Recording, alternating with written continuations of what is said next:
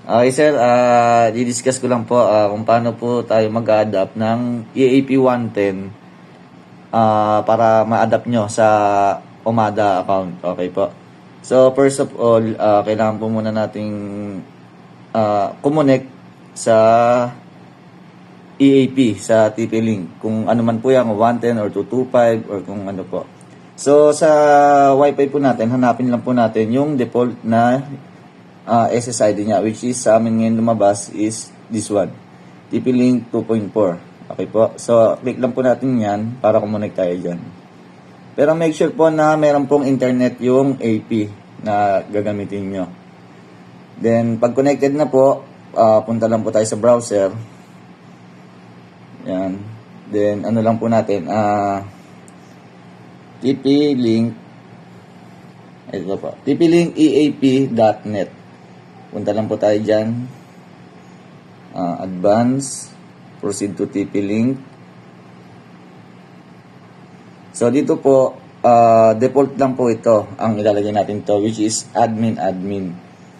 Okay po. Small lang po yan lahat. Admin. Then, ang password po niya is admin din. Yan. After po natin may ilagay yung ano niya, i-ano na po natin siya, set up na po natin siya. Okay po. Dito po, kailangan po natin dito gumawa ng bagong username and password. So, sa amin po, para mas madali lang po namin matandaan, ang gagamitin lang po namin dyan is, halimbawa, gawa lang tayo ng mas madali, admin, then, ano ba po, admin din, 1. Ito naman po para lang po ma-adapt nyo siya, kasi kailangan po doon ng username password pag i-adapt po. So, kahit po ano ilagay nyo dyan, basta tandaan lang po dahil yan po ang gagamitin nyo mamaya na pang-access sa pag-adapt. Okay po. Then, sa ilalim po niya, sa ilalim po, next lang. Kung makita nyo po next, nasa ilalim. Next lang, then sa kanya na lang po yan, pero dahil po naka-AP mode siya. AP mode, then next lang po. Then ito, skip nyo lang po yan. Sa kanya na lang po palitan pag na-adapt nyo na po. Skip. Then, done. Done po. So, pumasok na po tayo. ano na po natin. Ngayon, diretso lang po tayo. I have connected to SSID. Click lang po natin yan para mapunta tayo sa mismong nilalaman ng ano. Then, kailangan po natin palitan yung controller. Kung saan po nating Omada ilalagay. Halimbawa po, ang gamit po namin ngayon is Omada 5. So, punta lang po tayo ng system.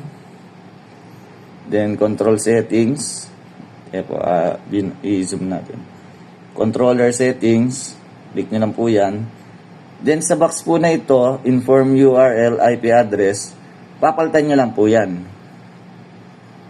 Select all natin. Erase lang po natin. Then, ilagay nyo lang po kung ano po yung gamit yung ano ba tawag dyan? Server. Like, for example, yung sa amin nga po is Omada 5. Wait lang po. Para mas mabilis. Edit ko lang yan. Yan. Omada 5. Yung gamit po namin. Then, save lang po. Okay po.